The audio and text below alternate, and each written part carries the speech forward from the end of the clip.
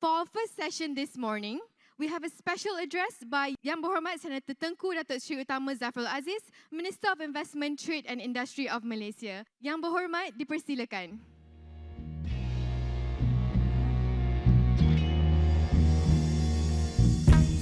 Assalamualaikum warahmatullahi wabarakatuh and a very good morning. Sorry for going up the stage late. I didn't hear that my name was called. In fact, I was just telling Abdul and Faisal and Nurul that I got back around 3 a.m. yesterday, coming back from Pelangai.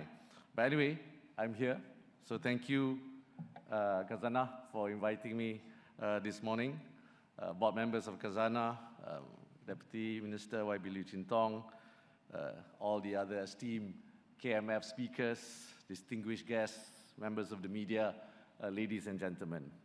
So very good morning and Salam Malaysia Madani. So I'm very pleased to be here today to participate in yet another Khazanah Megatrends Forum. If you look at the theme today, the theme this year initially reminded me of actually Netflix.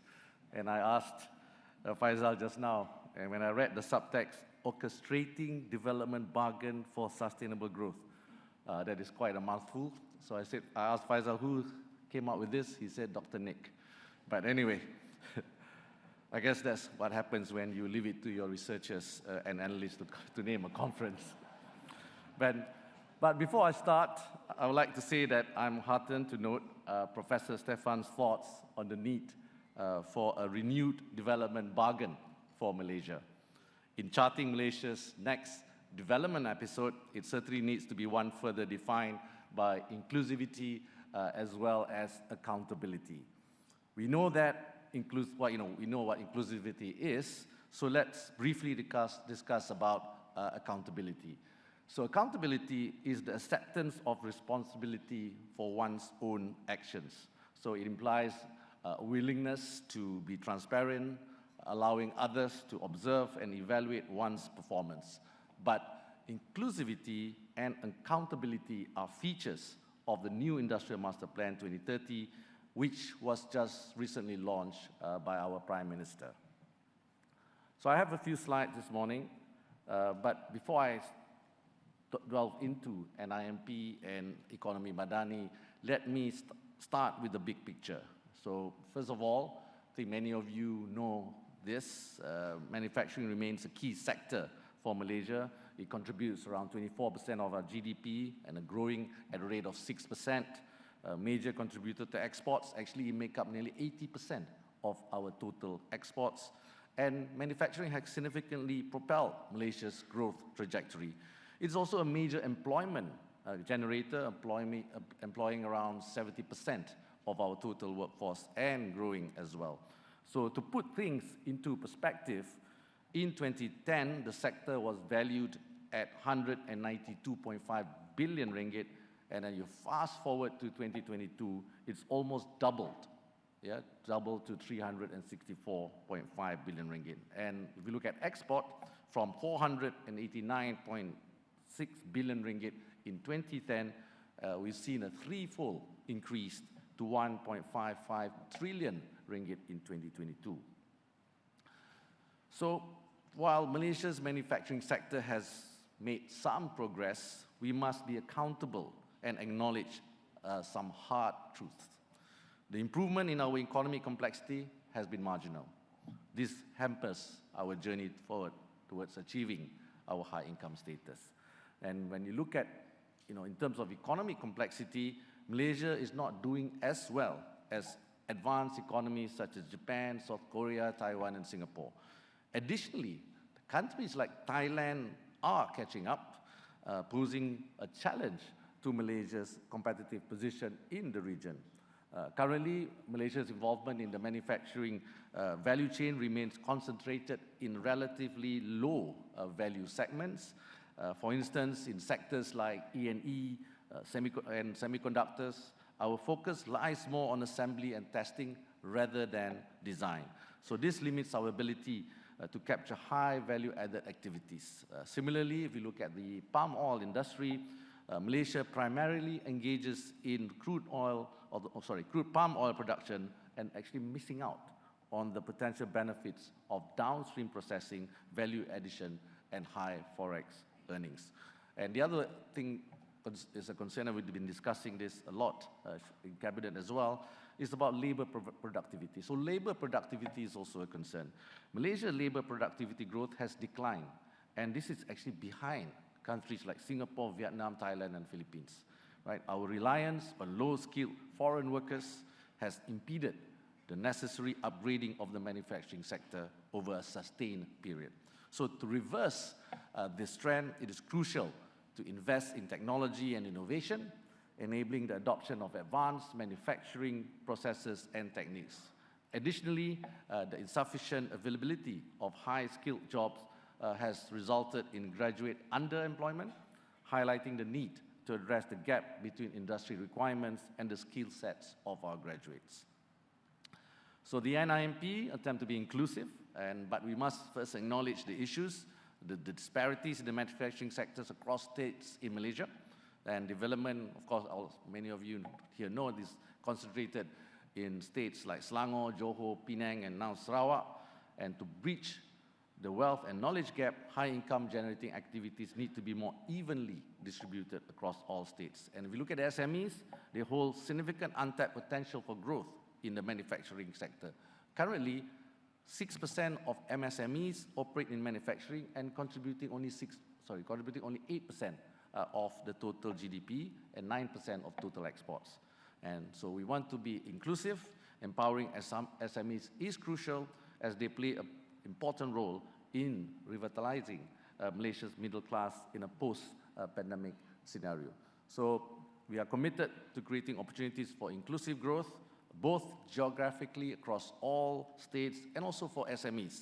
So by addressing these challenges and seizing opportunities, we can achieve broad-based development and can ensure a more inclusive sharing of our economic prosperity. So let's talk the next slide. So if we look at I think most of you have been discussing this, geopolitical factors, the shifting supply chains to ASEAN. The global FDI actually was down by 12%, but ASEAN bucked the trend. ASEAN, in terms of global FDI, actually went up 5% to $224 billion US. All the other regions in the world, the other economic blocs, were actually negative in terms of FDI, and then attracting reshoring investments as US and European firms consider Southeast Asia for their supply chain strategies. On digitalization, I think I don't have to elaborate too much. And then on sustainability, I think there's a strong political will via the Madani economy framework to embrace sustainable practices and ESG. So we need to encourage SMEs to embrace ESG, to manage risk and secure the position in global supply chain, especially in the ESG-sensitive markets. So raising awareness on climate risk and the fact that prevention, of course, is better than cure. So if we look at what's happening today, many companies are already embracing this. In fact, yesterday, MITI launched our industry ESG framework. And then we look at conversation, we need to direct the sustainability conversation towards new growth opportunities in green manufacturing, EV, we talk about CCUS, the carbon capture and utilization storage, and various other industries. So based on our conversations with investors, Malaysia remains an attractive investment destination and actually is primed to capitalize on these trends due to our unique value propositions. What are our value proposition? We are the location that is strategic. We have an educated workforce and proficiency in the English language. We have a stability and a robust rule of law, abundant natural resources, et cetera, et cetera. And actually, when we look at comparatively with our neighbors, we have a well-developed physical and digital infrastructure as well, supporting businesses in their operations. So the NIMP that was launched recently actually takes a different approach. It adopts a mission approach to drive industry transformation and to realize our vision. Unlike the previous industrial transformations and industrial master plans, the NIMP will depart from a sectoral approach. Instead, it will focus on mission-oriented initiatives to achieve transformative outcomes. So several industrialized countries, actually, if we look at Japan, UK, Germany, have successfully implemented similar approaches in their industrial policy transformation. So this approach, I hope, will unite the nation, fostering collaboration to transform industries collectively. So the NIMP recognizes the importance on focusing on high-impact areas so that we can generate broader base spillover effects. And the NIMP envisions that industrial development is not only one ministry's effort, in this case MITI, but needs to rally the whole of government, needs to rally the whole of nation, both to government and industry in a way, to seize the opportunities. So with the mission-based approach, NIMP looks at mobilizing various forms of financing as well to support the industrial development beyond the traditional bank loans to include capital market financing. And ESG has taken prominence in the global market, and we need to get our industries ready for ESG-sensitive markets. Lastly, this NIMP actually has a very short window. We only have 7 years, so we need to make a more transformative and expeditious approach to achieve the goals. So the NIMP is set to accelerate industry transformation to achieve Malaysia's vision. We want to foster industries to embrace innovation and leverage cutting-edge technologies to produce more complex, more advanced products. We want to nurture complex industries as well to generate sophisticated, innovation-driven, knowledge-based job opportunities, and we hope this will include and lead to higher wages and income for the workforce. Cultivate strong SMEs and domestic supply chain ecosystems. We want to stay abreast of rapid global market developments and seize emerging trends, and to achieve this, we need to expand and deepen industry clusters such as semiconductor chips, EVs, AI, aerospace, and also we need to create new growth clusters such as CCUS and also the mineral downstreaming.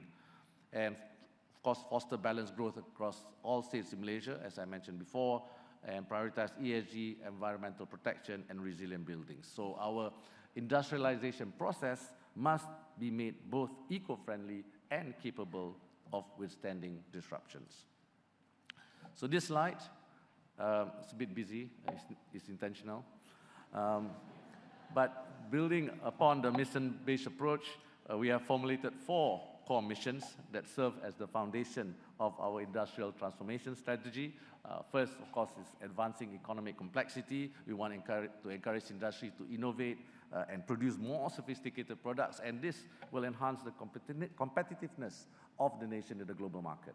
Second, we want to propel Malaysia towards becoming a digitally vibrant nation. So by embracing technology and digital transformation, we can drive innovation, enhance productivity, and of course, create new opportunities for economic growth.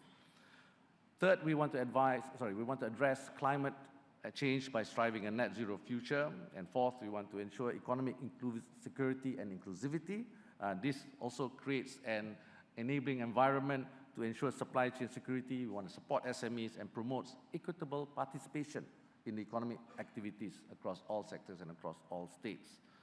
And to overcome systemic and institutional challenges, we also need to identify enablers, and we've identified 4 enablers that will address these critical areas. So the critical areas includes addressing financing challenges, nurturing talent development and acquisition, and also improving the investor journey, and also important is enhancing the governance mechanisms.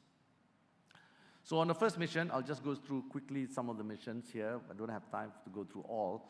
So on the first mission, which is an important one, we recognize the importance of enhancing our economic complexity, and we want to move towards a more advanced economic landscape. So this entails focusing on key criteria such as value-added specification, technology sophistication, and skills composition. Focus areas include IC design and wafer fabrication for E&E, specialty chemical, advanced materials, as well as aerospace, pharmaceutical, and medical devices. So developing more robust and integrated ecosystems for RDCI, for example, is crucial to promote economic complexity. So nurturing local innovations and accelerating commercialization will strengthen Malaysia's presence in both the global and, of course, the local as well, value chains, and thereafter the exports. So exploring collaborative opportunities with our ASEAN neighbors is also important in deepening capabilities and enhancing our participation in the global value chain. So in total, there's 5 strategies and 15 action plans have been formulated, supported by 4 mission-based projects. Some of the 4 is IC design, wafer fabrication, specialty chemical champion, and we have 4 local champions as well for advanced materials. On mission 2, I think it's no longer sufficient for us to just say we're going digital. Future growth hinges on organization ability to be digital, right? Embrace a digital mindset and fully embody digital capabilities across all aspects of their operations. So it's important for companies and the government. Now, we need to go beyond enhancing front-end customer experience. It extends to actually digitalizing back-end processes to improve operational efficiency. We want to streamline workflows and unlock the full potential of digital transformation. So upon this, we have the industry forward programs, and it will be further strengthened by our technology adoption program to accelerate digitalization efforts. So we've been talking about inclusivity. So in being inclusive, we also aim to foster innovation and nurture the development of local indigenous solutions, including startups, right? So we want to support homegrown talent and encouraging more disruptive ideas. Malaysia can transform from being a mere technology user and hopefully also become a tech creator. In total, there's 4 strategies, 8 action plans have been formulated, supported by 2 mission-based projects. So we actually launched the other day to transform 3,000 companies to become smart companies, and also establish Malaysia as a generative AI hub. So push number 3 is about push for net zero. We talk about inclusivity, and then I mentioned in my speech about being accountable. So in being accountable, especially accountable to our children's sustainable future, we are committed, as a country, to achieve the net zero emission by as early as 2050. So the NIMP will also address factors in the manufacturing sector that contribute to climate change. So again, I just mentioned just now, our Deputy Minister actually launched the IASG framework yesterday, and our industries will be guided on adopting sustainable practice and making a just transition towards more environmental friendly and socially responsible operation. On mission 4, this is the final mission. We all know that the conversation today has shifted towards prioritizing economic security, particularly in the light of economic challenges posed by the pandemic and the trade tensions. So in being accountable to our manufacturing stakeholders, we need to set ourselves to build a resilient ecosystem that can withstand shock and disruptions, safeguarding our nation's stability and economic prosperity. So building a supply chain resilience is very important, and we need to further downstreaming our natural resources and minerals is also essential, and we need to make sure that we have a balanced regional development as a key priority, and of course finally ensuring inclusivity is paramount. So it's essential to provide Bumiputras, SMEs, and the broader workforce with the capabilities and opportunities to participate in economic activities. So by adopting inclusivity principles, we can foster a more equitable and thriving economy. So to support all this implementation, we need enablers. So enablers, is important. We need to establish the necessary ecosystem and drive systemic and institutional reforms. We will mobilize various types of financing. The NIMP will also establish 2 new type of funds. We want to do the NIMP Strategic Co-Investment Fund and the NIMP Industrial Development Fund to provide additional financial support. And to meet industry demands, we want to also have further private-public collaboration to enhance the TVET and STEM programs, ensuring that the development of skills required by the industry. So the parts that are in blue and in bold in this slide show where we endeavor to be transparent and accountable. Next slide. So what's the target? So it's not just a plan, it's our commitment to high impact growth for Malaysia. So from day one, we have been transparent on the macroeconomic target set for the manufacturing sector. So this includes a 6.5% GDP growth annually from 2022, achieving 587.5 billion ringgit. This is, of course, for the manufacturing sector. This is actually a 61% increase. This growth is fueled by micro targets in sectors like chemical, E&E, EV, aerospace, and more. Employment is projected to grow at 2.3% from 2022, reaching 3.3 million persons by 2030. So the growth is attributed to high-skilled jobs, automation, and technological advancements. And then median salaries in the manufacturing sector are set to grow around 9.6% annually, reaching 4,510. For your information, today it's below 2,000 ringgit. So we know exactly how we derive these numbers. We are happy that these targets are now institutionalized so that the government and our agencies can be accountable for them, regardless of who is at the driver's seat. So again, next slide is on the outcome-based level, and it's our attempt of being transparent and accountable. The NIMP 2030 will track the measures of 12 indicators, which are our goals. So this will form the new dashboard for us to evaluate future investment where absolute value is no longer the primary consideration, but what is key is the spillovers that the investment creates and how they are aligned with the country's goal and the NIMP goals. In essence, future investments will be meaningful if they can demonstrate how they can boost sophisticated export with high value added, establish Malaysia as the regional innovation hub. We want to create and sustain high-skilled jobs, ensure fair income, raise our SMEs to international levels of competitiveness, deepen our local supply chain integration, catalyze regional development across the nation, and contribute to the sustainability agenda. So by 2030, we're targeting significant growth in metrics such as gross expenditure on R&D to GDP, number of jobs created, manufacturing median wages, ESG index, etc. So this, I think I don't want to go through much on this slide, but as I've mentioned it before, we've been transparent about ensuring that no state is left behind in our industrialization journey, regardless of their political affiliation. This initiative promotes balanced growth, ensuring that every region benefits. On the next slide, this is about SMEs. I mentioned already about SMEs, and SMEs actually is not just a segment of our economy. I think they are actually our lifeblood. They represent the spirit of entrepreneurship, innovation, and resilience that drive Malaysia forward. So this is not just a strategy designed for the giants of the industry. It's also to uplift, empower, and propel SMEs to the forefront of our economic narrative. So next slide.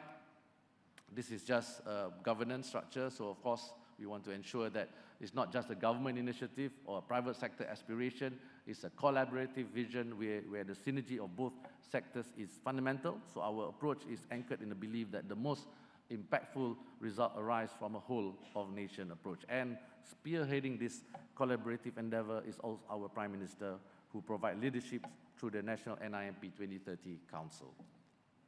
And just to highlight, we also have a delivery management unit to ensure that this is actually the operational heart of NIMP 2030, which is tasked to monitor, managing, and ensuring that every aspect of the plan is systematically executed. So some of the key takeaways of this one is of the presentation today. In summary, the NIMP 2030 is vastly different from all the previous IMP. We take a mission-based approach, and it's very focused.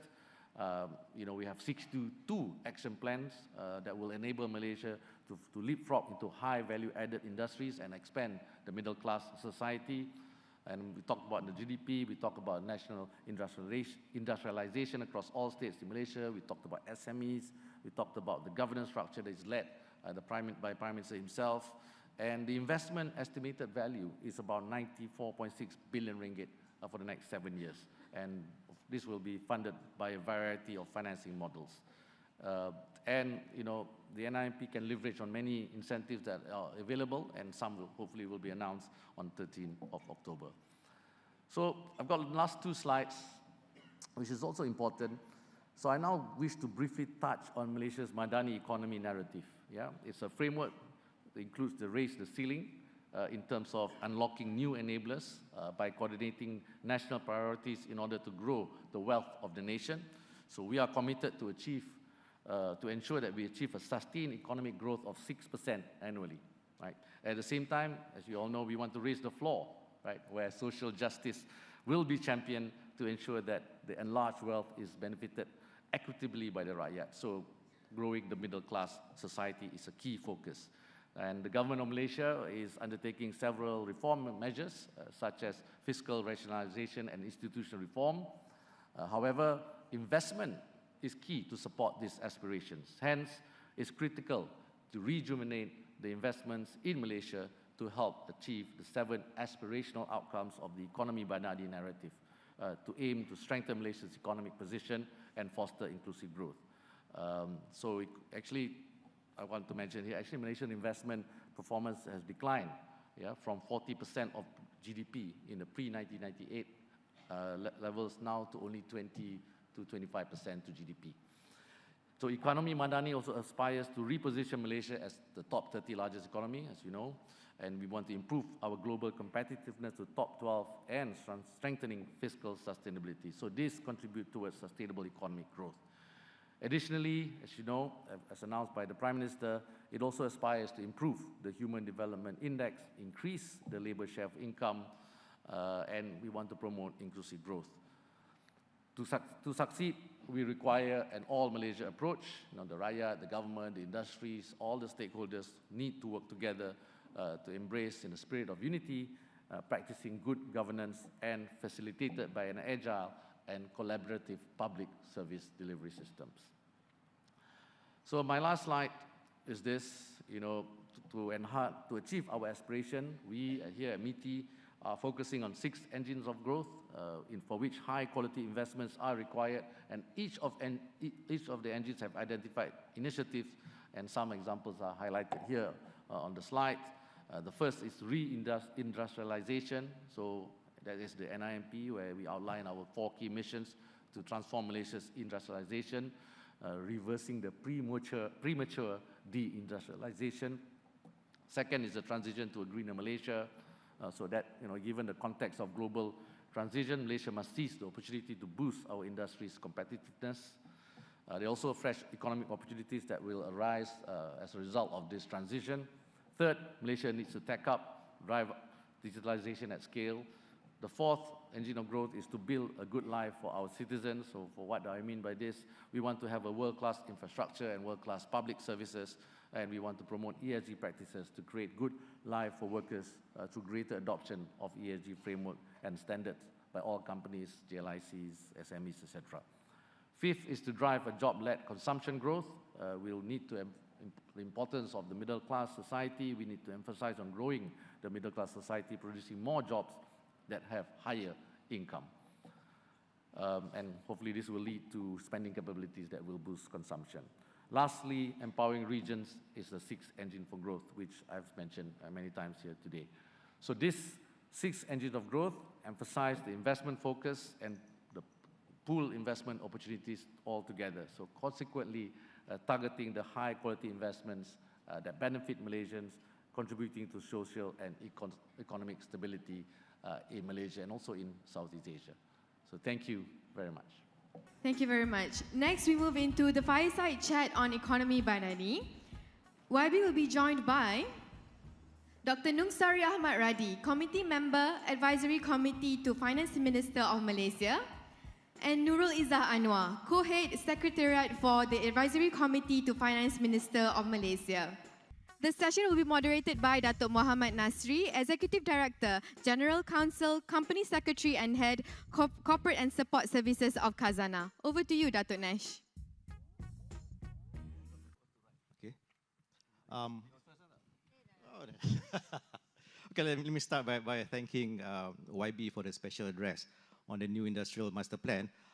It certainly provides a nice segue to our session this morning on the topic of Ekonomi Madani.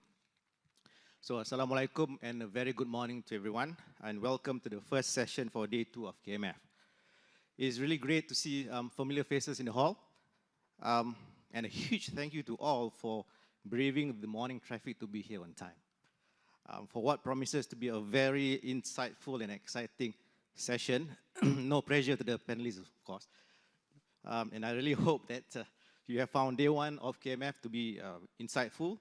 And what better way to start day two with a conversation on Malaysia's new economic vision, its implementation, and how the government and all of us can collaborate and play a role in building a better Malaysia together. Together on stage with YB, as our distinguished guest, whom I'm sure will be able to enlighten us on the much talked about topic of Ekonomi Madani. And very good morning to everyone. So I'll start by just a brief intro. Once a roaring Asian tiger, the Asian financial crisis has tamed the Malaysian's roar, putting her growth trajectory on a slow decline, leading to a stagnant development path due to shrinking foreign direct trade and domestically oriented economy. However, the government under the leadership of Yang Mohamed, Datuk Seri Anwar has shown commitment in rebuilding the house of Malaysia. Now we can see this through the more structured and progressive approach from the introduction of Madani concept last year to the launch of the Ekonomi Madani framework, National Energy Transition Plan, and as we heard from YB earlier, on the NIMP. The Ekonomi Madani economic vision sets out ambitious targets for the nation, which are to be fulfilled by a combination of raising the floor of the rakyat, standard of living, and raising the ceiling of the nation's economic competitiveness potential. The focus now obviously turns to execution. Execution and execution. So I believe that all of us here today are interested to know how the government plans to deliver the economic Madani targets and bringing back the roar in the Malaysian economy in the spirit of Malaysia Boleh. So let us start by putting our guest today on the hot seat, starting with, if YB doesn't mind, Dr. Nung, since he's the only economist on the panel today. The youngest one. This is the youngest person on the panel today. So I'll give you the privilege, Dr. Nung, yeah? So, Dr. Nung, let me ask you this question. As the economist on the panel, the youngest economist on the panel, could you break down to us in simple terms and layman language what Ekonomi Madani is actually? And what are the benefits it can bring to the nation, corporate, and to the rakyat? Wow. They should give me more than lunch for that. I think it is more than just the personification of the PM's personal philosophy, just to get the normative things out of the way. People know who the PM is, what his political career is, and all those things. But actually, it's anchored on his thing on social justice. It's always been on liberty and justice. So Ekonomi Madani in a normative sense actually is a return to the founding principles of the country. I think people tend to forget that. I think Tengku Abdul Rahman actually, in both the declaration of Malaya independence and Malaysia formation, always emphasizes the fundamental principles of liberty and justice for this country. He even always ended things like, his hope that we would be the beacon of light in a very muddled and distracted world and all these things. So it's a return to the founding principles of living together, actually. So when I was growing up, I'm not very old, it's just that these people are too young. We were always imbued with the sense of national unity. So it's about living together, and macam YB said earlier on the Malaysia house, Malaysia home. It's about living together in the Malaysian house. So mindful that of the composition of and the history that this country has taken to get to the point of where we were then and where we are now. And I would say that actually we have even a more onerous challenge now than what we had in '57. So it's actually about living together prosperously in the Malaysian house, which is a home, and not to be left out in the neighborhood that we live in. And it's also about sustainability. I think the Industrial Master Plan touched on this whole, and then I think yesterday or the day before, the launching of ESG and so on. So it's about living together, man and man, living together, man and nature, sustainability. So that's the normative part of things. But the economic side of it is actually anchoring this whole thing on the premise that, mindful that I'm a freshwater economist, like trained in, US Midwest, in a new classical sense. But to understand that actually you're not going to get economic outcomes, no matter how well-intended they are in distributional or growth side, if you don't sort out the underlying institutional, social thing first. We've had plans. We had Vision 2020, we had new economic model, we had the new economic policy and so on. And at the end of it, by 2020, we have failed to achieve all those objectives. So we have to come back to this issue of what determines economics growth and economics, sustainable economic success. So we go back to the fundamentals of getting the basics right at the societal level, at the family level. So the departure point is to say we are a bit concerned. I think YB raised some of the earlier issues on income and so on. We are concerned. When people in this hall doesn't represent even the top 10 in this in this country. YB said top 1, maybe top half good. 20% of our children are stunted in growth.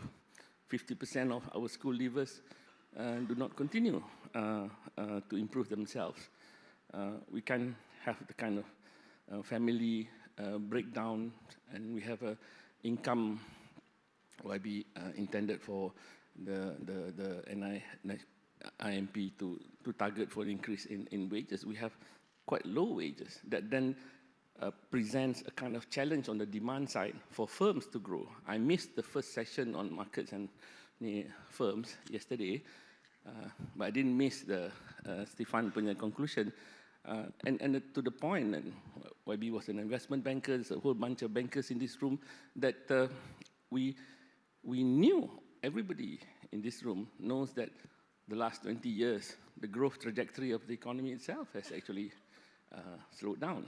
And we are in search of new things. The new Industrial Master Plan is actually about looking for the new things. So that's why, just to close on this couple of points, that's why the key shift is actually to improve the safety net, because nothing is more toxic to national narrative than a marginalized, a substantial marginalized population. And we're beginning to have that, to be honest. So we're looking at some key metrics, not just on growth, but also on distributional outcomes. So therefore, one of the key things in the PM speech is actually on addressing this low wages regime that actually becomes a constraint on innovation and firms becoming more competitive to achieve scale or competitiveness, is actually to shift the production structure of the economy so that the share of income that goes to labor is increasing a bit more. Like right now, labor's share of total income is under 40%. It's kind of sad. It's like 32, 33%. Bangladesh is higher than us. It tells a lot about the production function of the economy, and that needs to change. Of course, people like those in this room gets a bit worried that actually it might involve, the heavy hand of government. No, it should involve the transformation of firms and the creation of new firms that actually does new things, address new markets, that therefore allows them to enjoy that sort of capabilities. That's one key metric.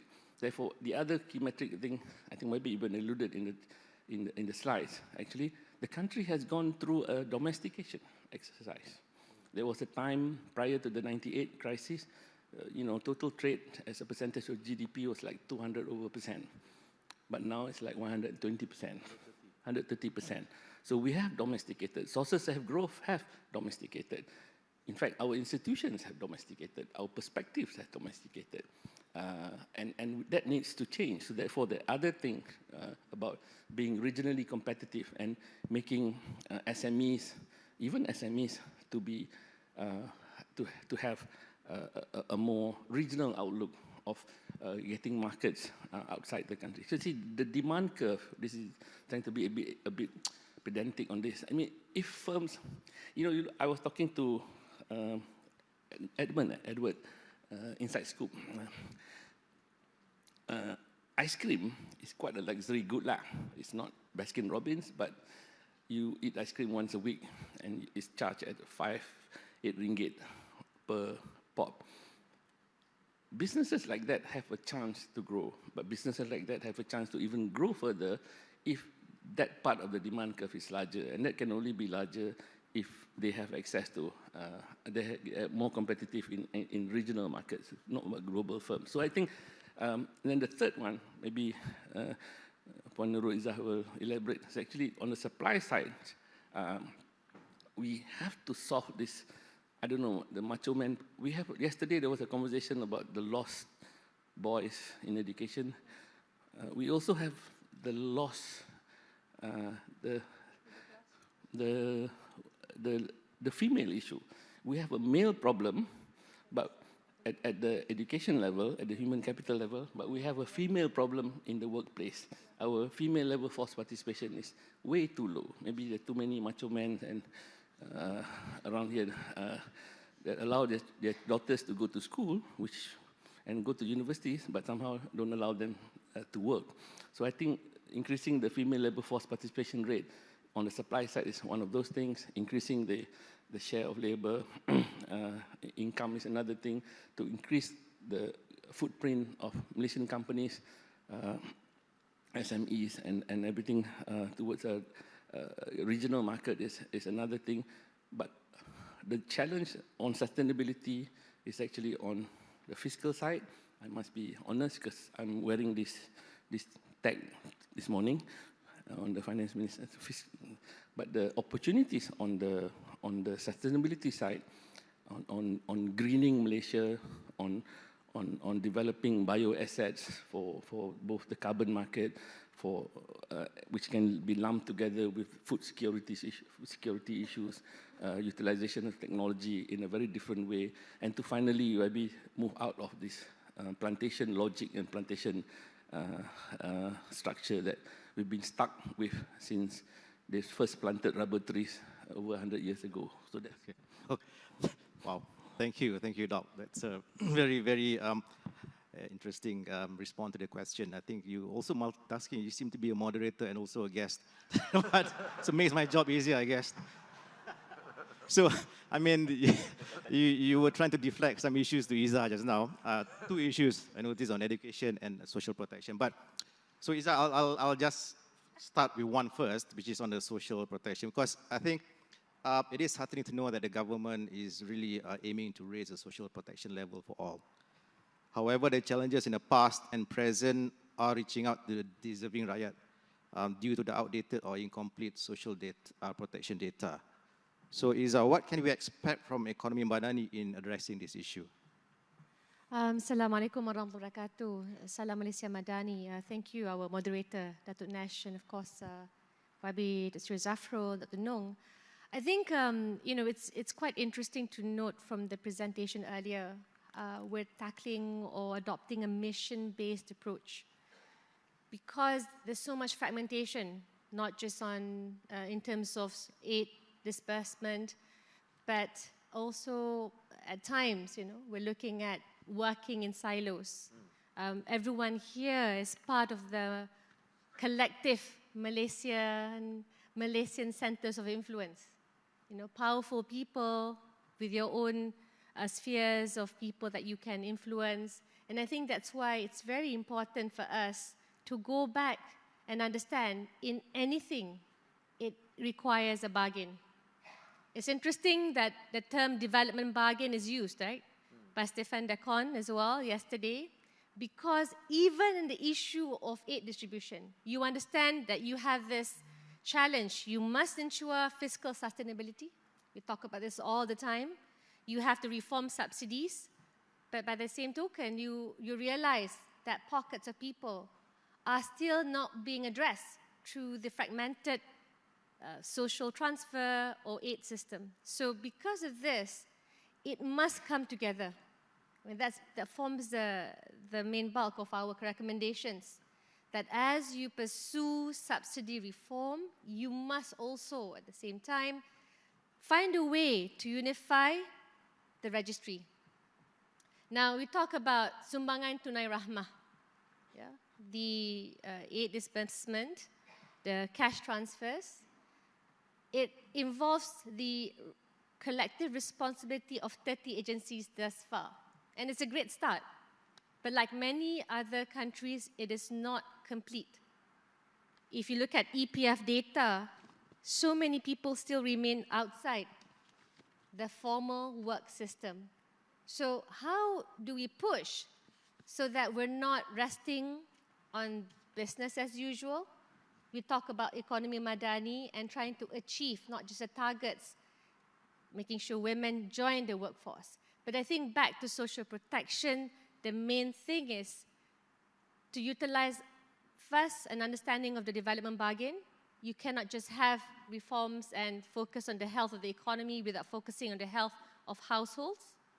Number two, as you do this, as we implement this, and I would like to invite all of you to take a look at Mampu's updated government data website, data.gov.my, because it's a small example of ongoing work, how you need to utilize the two keys of leadership. Again, borrowing from Stefan yesterday, people keep talking about having a commander-in-chief. Even in ensuring an integrated data social protection system, you need both a communicator-in-chief and a broker-in-chief, because it means brokering along the different agencies, the different sets of political patronage to make sure the power dynamics is in place. You have both not just institutional memory, but also a functioning, integrated data system. So for me, that's one part of the equation that has to be pursued. We talk a lot about fiscal reforms, subsidy reforms, targeting the poor. But I think what's more important in an environment, and Dr. Nong alluded to this, of a shrinking middle class post-pandemic, you're looking at so many people not able to live dignified lives. I'm going back to Madani a little bit, because based on Syed Naqib Al-Atas's premise, Madani comes from the Arab word Madana, a civilization. The fact that you want to make sure every person in this country is able to live a life of dignity. So as you move towards realizing how does social protection become more inclusive, because you don't just want to protect the vulnerable. Any one of us can be in a vulnerable state, right? You want to also increase the middle class. So these are the challenges, and I would probably cite the ongoing work if you talk about targeting women. Now, women are more vulnerable because during the pandemic, they were pushed from the formal to the informal sector. Far more burden, evidence for many reports showcase this reality, not just in Malaysia, but worldwide. So one of the key items, you talk about the last budget, I was very happy because we were pushing very hard for it, is SOCSO's recommendation, topping up to 80% of the take-home pay as a woman post-giving birth returns to work. Now, we hope everyone here, the powerful influencers, can follow suit in this journey, because it's important that all of us corral and work together to fulfill the agenda, the mission. I mean, it's not going to be something that the government can do alone. Yep. And number two, if you talk about the efforts, up to 54% of female graduates are unemployed. And most of the reasons cited because of responsibilities at home. You have all this data, right? You want to have more accurate data. But as you pursue that, you can immediately plug in the deficiencies through the budget, through the incentives given in the industrial master plan, along the vision or the framework provided by Ekonomi Madani. So one of the key things also provided for is to make sure that we follow suit Selangor and Penang's programs. So Selangor and Penang have been the forefront of providing incentives, grants for childcare centres to be formalized, to be safer, because it eases women's transition to the workforce, including fathers, of course. A childcare centre that is, safe for you to place your children in as you return and perform your job. So I think these key items are very important. It must be implemented effectively, and we're running out of time, but at least it's clear-cut and concrete, because you can see the impact and you measure on a quarterly basis. So I like the fact that we have, not just having lofty and great ideals, but also monitoring from time to time. And inshallah, with these things, we are able to push the needle. Thank you. Thank you. It's quite interesting when you mentioned about 54% women are unemployed. I mean, graduates, right? Graduates, right? Yeah. So the number is quite high. So I guess that's where it has to be a collaborative effort with the corporate sector as well, in terms of trying to accommodate. Because some of them are unemployed, not by choice, I think, because of situation and circumstances they can't, right? So that's where collaborative effort comes in. There's also the issue on the gig economy. One of the issues right now is, I noticed that school leavers, right, after secondary school, they decide not to pursue higher education simply because of the considering the gig economy as a career, which is a worrying trend, because really it is not a career. And although TVET is trying to address this issue, what is the government's view on this, and how do they plan to mitigate the situation? I'll open it to both Dr. Nong and Izzah. You want to start first, Who is more passionate about this issue? We both are, we all of us are passionate, because TVET has become far more central in, in this current economy, in the reality. I wanted to allude to YB Chin Tong's favorite word, precarity, the precarious sector, right? Precariate. Basically, you're talking about those moving into the gig economy, and it becomes a different set of challenges because it's far more precarious. It's not insured, mostly it's high risk, and a lot of people are actually choosing this way because of the lack of uptake or opportunities for a lifelong learning program. I wanted to allude to as yet unpublished PNB research paper, thanks to our colleague in ACFIN. You look at the trends of graduates from 1997 to 2022. The sad fact is, if you are a diploma, degree, or master's holder, your pay hasn't improved. The incremental increase is only seen through those who actually join from the TVET sector at SPM, STPM, and PMR levels. So I'm not saying that this is the only choice. It's not a zero-sum game. You have to address both. You look at the Industrial Master Plan just now. The target is to increase the number of higher skilled female workers. So you have to have that segment. But how do you make sure there's a lot of others, and TVET cannot be ignored in this equation? So for me, in the last budget, of course, there's a focus.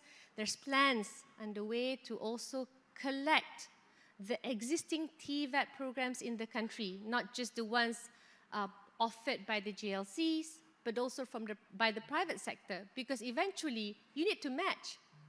How many, for example, technicians do you need, lab technicians do you need? How many data scientists do you need?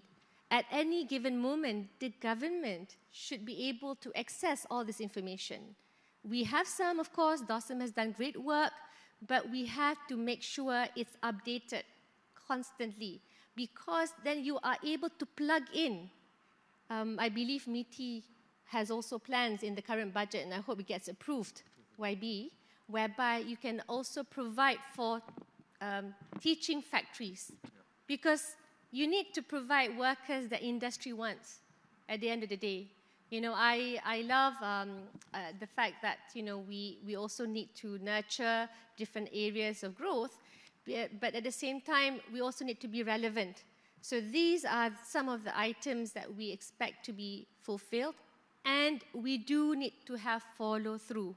I think one of the biggest challenges, Dun Chang alluded to this, Malaysia has great plans, but you need follow-through to make sure the implementation meets those grand and brilliant plans. Okay, thank you. On that note, maybe I'll pivot to YB.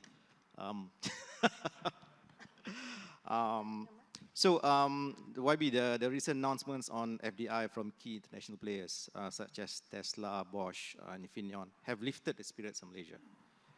How will MITI or the government ensure that the spillover of the FDI will be meaningful and inclusive for all Malaysians, translating into increased number of higher value-added jobs, income uplift, and deepening economic complexity? Thank you. How come I didn't get the easier questions? We can come back to you. That's your lane. Yeah, I guess he still thinks I am a capitalist ex-banker. I also want to talk about the social injustices. But anyway, so on the question about, you know, ensuring that the growth it's an inclusive one. When we look at the National Industrial Master Plan, we look at Ekonomi Madani, we do first have to recognize where we are today. One figure that was shocking to me, and this was also highlighted by both Nurul and Dr. Nungsari, is the fact that we look at the household income of Malaysian in the manufacturing sector is actually lower than the average wages of the total population, right? I think the average wages today is about 2208, yeah, 2208. And for manufacturing, it's below 2000, right? And of course, that leads to the lack of productivity, etc. And that's for by 2030, we want to have a target of 4,500. And what does this mean? This means that despite the increase in investment, of course, investment versus GDP has gone down, but investment in absolute term has gone up. But it didn't result into the spillover that we want, right? That we want. I mentioned briefly just now that, I mean, you also mentioned the importance of trade and investment. I think all of you who know the formula for GDP, trade and investment is key. And we've seen in terms of the composition of investment especially has gone down, right? From half, really, before 98 to today has gone down half. Therefore, the growth in the economy has been largely dependent on growth of government spending and consumption, right? And trade as well. It was, before this, sub 250, 280%. Today is about 130, at max 140%. Therefore, we need to, that's why the National Industrial Master Plan, together with the Ekonomi Madani concept, is important that we diversify the sources of growth, the engine of growth for Malaysia. But again, we don't want to see big companies or the country achieving that kind of GDP numbers that we want to achieve, but people are still where they are today, right? So that spillover is important. So when we craft our mission, the four missions, I mean, the first being economic complexity, second being ensuring that we tech up, third being making sure that we meet the ESG or the sustainability standard, and fourth is actually inclusivity and governance. So when we try to meet this, one is we want to make sure the household income is up. Secondly, we need to make sure that the spillover are to the SMEs. You know, you mentioned about companies should go out to the market access, if not the global, the region, right? In fact, ASEAN as a region today, ASEAN population is 680 million, GDP is $3.7 trillion US. And you know what's the market access of ASEAN, ASEAN countries within ASEAN? Only 20%, right? So the opportunities is there for ASEAN companies. And Malaysian SME only export 8% of our total export. So again, SME is going to play an important role for Malaysia. You know, in fact, in terms of GDP, is close to 40%, but in terms of employment, it's more than 70%. So that's important. So thirdly, we want to make sure that when we talk about the first mission just now, it's about economic complexity. Why is it important that we attract the right investment? Because the right investment will have the right spillover. We want to make sure that we build the right ecosystem for Malaysia. I mentioned E&E sector today. E&E sector at the back end, we actually are leaders in the global market, the test and assembly side. Yeah, we have, in terms of global market share, around 13 to 14%. In fact, US, our market share to US is 25% of market, US requirement for semiconductor back end is Malaysia. But we're moving to the front end. Why? Because that will increase household income, that will give the right spillover to the Malaysian companies, the front end, talking about IC design, etc. And the likes of Infineon that's coming, investment announcement was around 5.5 billion euro, and others, which I can't mention yet, are showing that we are building that ecosystem, and the spillover will be the right one. And why are they coming here? Because the spillover in the ecosystem has been built over the last 50 years, and of course, when we talk about global challenges, there has been a realignment of the supply chain, right? All companies knows about the importance of having a resilient supply chain, and ASEAN is benefiting, right? I mentioned also in my speech just now, if you look at the global FDI has actually gone down by 12% in 2022, and this is numbers by UNCTAD. And for the region, it's actually gone up 5%. It's bucking the trend. And where is it going? It's actually going to ASEAN, right? Total GDP for ASEAN 2022 is about 224 billion US dollars. So these are the spillovers. So next, and many other key points, and talent development is going to be key as well. That is why Dr. Nungsari just reminded me that SPM leavers, 50% of them don't proceed to anything, not even TVET, right?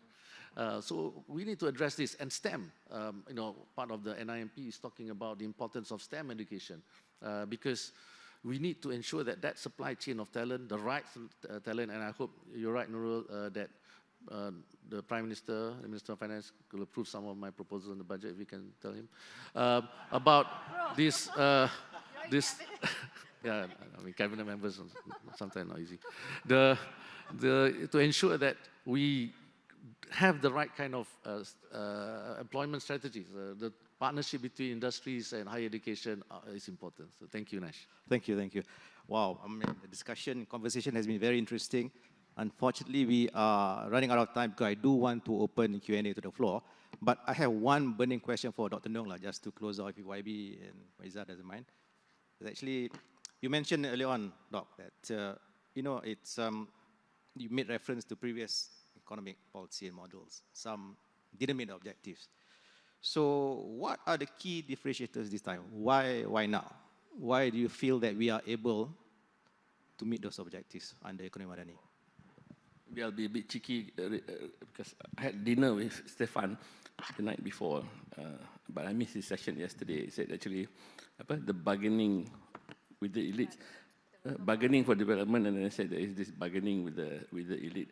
You see, this is my own personal view and not the hat I'm wearing this morning. I think there's a fundamental structural issue, and I know economists use the word structural. The production function of the Malaysian economy has been stuck. So Tan Sri Kor is here. So 1970s, Lim Chong Yu added on the MNC manufacturing as another engine. But in the 70s also, we discovered oil. Petronas the PDA was enacted in 1974, I think. So that became one A, and then the MNC manufacturing came in. But the other one, the resource base, the plantation logic, remained. And that has never changed from the time Henry Ridley, if I got my history right, planted the first rubber tree in 18-something. And the relationship between labor and land and labor and capital for that significant sector has never changed.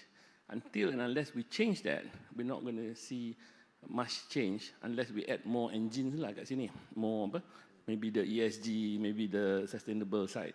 But we need to change this bit here. Otherwise, we will try all sorts of things, but we never change. You see, oil and gas pays better because the K over L, capital intensity per labor is high. Maybe dulu kat financial services, I also lah, financial services, we were paid better because the capital over labor punya ratio is high, but capital in that sense is knowledge and specific skills. Now, until and unless we raise that across the board, we're not going to get increased wages lah. So that is something that we really need to think. But I disagree with Stefan punya bargaining because, for example, I'm going to piss off all the planters here and investors in plantation because it's so pervasive now.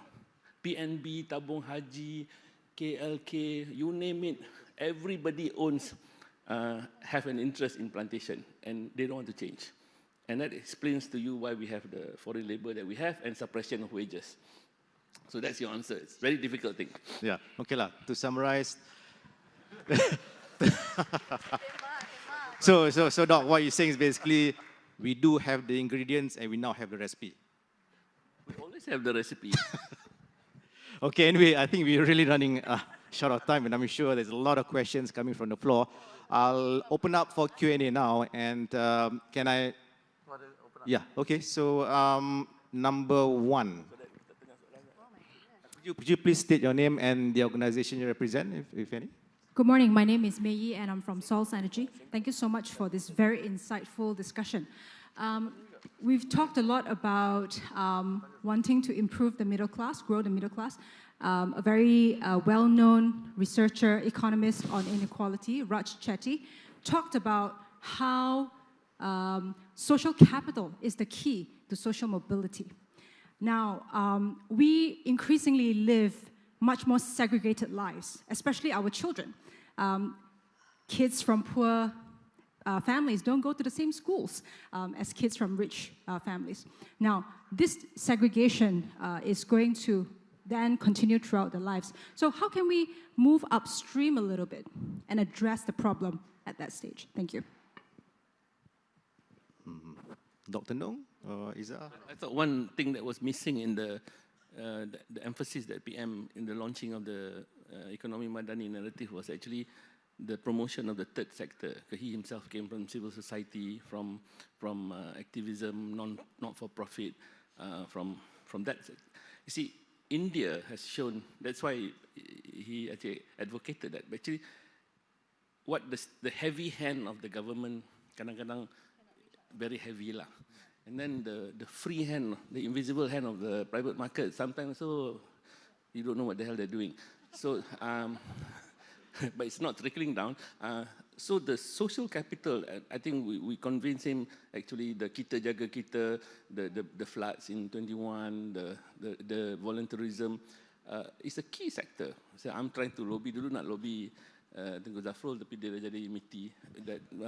This one Nasri you have to tell the Penang fellows because you know not-for-profit hospitals, all these things that provide services, these are social capital, right? I mean, if you meant about social capital as an avenue towards building, you see, if you have a house with just a pillar market dengan state, it's not that good lah. If you add a third pillar of civil society, and that builds social capital between the three, and I think that's one of the things that somehow didn't get traction. Thank you for asking that. Yeah, can I? Yeah. Sure. Just to follow through, I think from my perspective, I think one of the key areas, or two of the key areas that are very crucial in ensuring that social mobility is the schools and of course the healthcare sector. I came from a government school and I think we had students from Kampung Tengku as well as Kampung Kerinci. And it really helped that there was that trust built because schools then became a domain, a space where you could get quality education, and it didn't matter who your parents were, but that quality education at least brought towards equality of opportunity.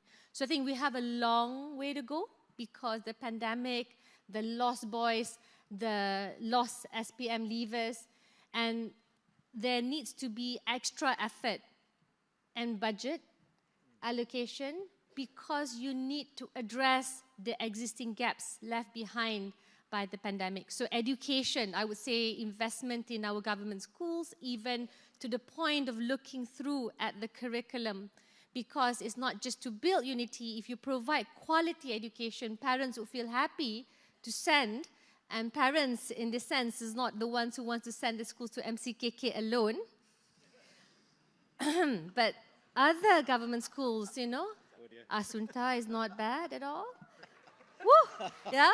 And I think it's important to sort of flatten that hierarchy. And you want to give more empowerment, more quality into every school within the vicinity, whether Kampung Kerinci again or Bukit Tengku. Now, the second bit is healthcare. There is an effort, if you look through the white paper of the Ministry of Health, I think we were speaking to the working level, which included those who were advocating a hybrid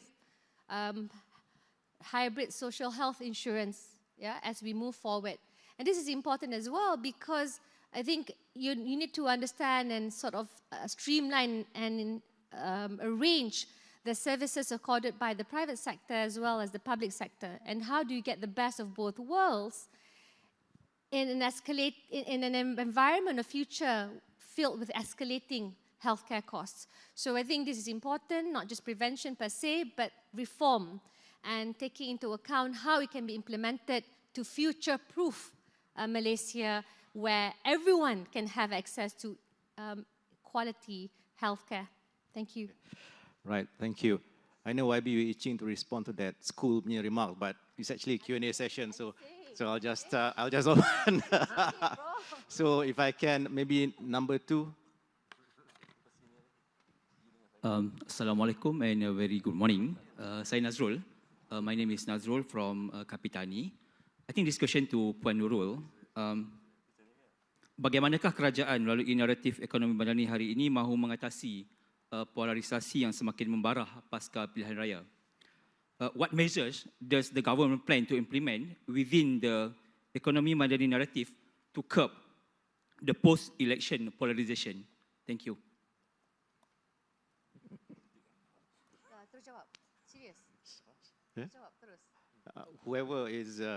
I think that's why sebab tu kita kembali kepada I'm not part of any, I wasn't part of any government kan. So that's why the narrative now is actually ekonomi madani to go bukan Malaysia baru, bukan whatever. It's actually to go back to the founding principles of the country, which is actually about unity.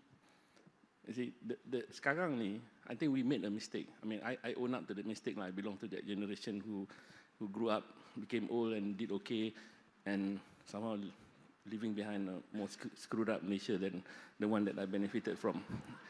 Because we fail to even ajar the Malaysian Constitution dekat budak-budak dekat sekolah.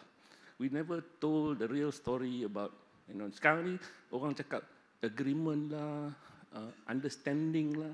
For God's sake, there's a bloody constitution there yang very jelas tentang what is the home, what is the house that we live in together, what are the rules. I think we have to start balik kat situ. Kalau kita tak ajar bagi orang faham tentang pasal apa the constitution is the way it is, then I think we are lost. Sebab tu sekarang ni, you dengar orang cakap, I mean, ada ahli Dewan Rakyat dekat sini, they take an oath to protect the constitution, and dalam Dewan ada privilege lah, but they talk real rubbish stuff in the constitution, and unless the voters tak punish dia for doing all those things, then we will never change. And it can only happen kalau education system make them aware dia punya rights dengan dia punya expectation, dia punya boundaries of rights. So I think kita tak ada cara lain lah. This problem dalam bilik ni tak ada apa, because kita semua cakap orang putih, you know. Yang masalah dia nak kena pergi cerita kat luar tu. Thank you. Thank you, Dom. That's a very interesting response. Terima kasih banyak. So, I know. Some of you on this side want to ask question, but boleh, Reza. Ya, terima kasih. Walaupun Dr. Nung dah jawab secara jelas.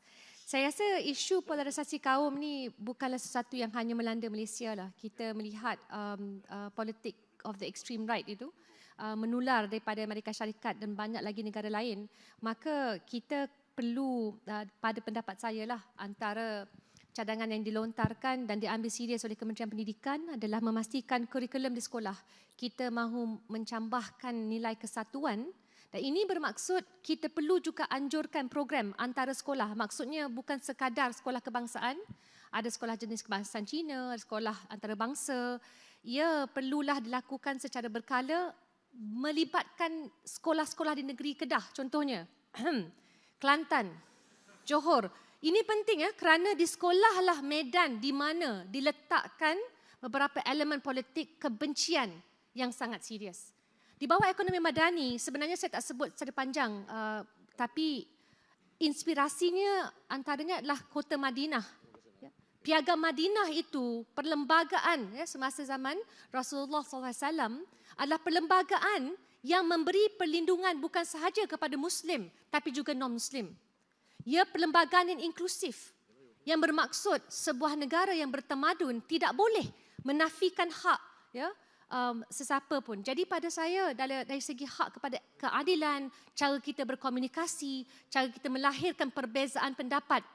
Kalau dilihat nukilan buku Adabul Ikhtilaf Syekh Taha Jabir Al-Wani, if you would like, kalau nak lahirkan perbezaan pun, dalam tradisi Islam pun, kita tak boleh lahirkan dengan penuh kebencian untuk melontarkan serangan bertali arus termasuklah fitnah. Dan cabarannya, selain daripada kurikulum di sekolah, program di luar sekolah, dan saya boleh tambah mungkin cadangan utama PLKN, menghidupkan kembali PLKN yang satu ketika dahulu menerusi kajian Datuk Seri dan juga Dato' Nung, mereka ada sebut antara manfaat PLKN menanam rasa kesatuan di antara pelbagai kaum di Malaysia. Okey, itu satu.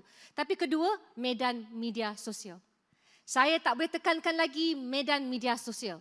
Saya harap KMF melahirkan bahan-bahan daripada hari ini menerusi TikTok. Kerana percayalah, tanpa TikTok tidak ada sesiapa akan mendengar kata-kata Stefan Derkon ataupun Dr. Nungsari ataupun YB Zafrul sendiri. Jadi I hope it is going to be featured and streamed live through TikTok. Thank you. Okay. Can I? Go ahead. I've just been told by the moderator that there'll be no more questions. Sorry, guys. And I wanted to have the last say. You already Because- have last say in cabinet. Yeah, no, I don't have the last say, cabinet. First of all, on this comment on school, on MCKK, of course, Faizal Zahir, the CEO of Khazanah, is from that school. But but I think Nurul forgot that the Prime Minister is also from that school. Yeah, so that's how the Ekonomi Madani concept, because our DNA is such. But anyway. We're talking about equality of opportunity here, not just for those from Okay. CKK. Thank you. Okay. Anyway, on a serious note, on the second point, and the second question, I think I agree with what Nurul said. For those of you who understand Malay, it means that actually what's happening in Malaysia is not just happening in Malaysia. It's happening globally. We've seen in other countries. But to add to another point, on top of what you said, Nurul, it's also about economic inequality, right? I think we've seen, we talked about the number of graduates graduated, and talk about the number of SPM leavers going to do the next thing, yeah?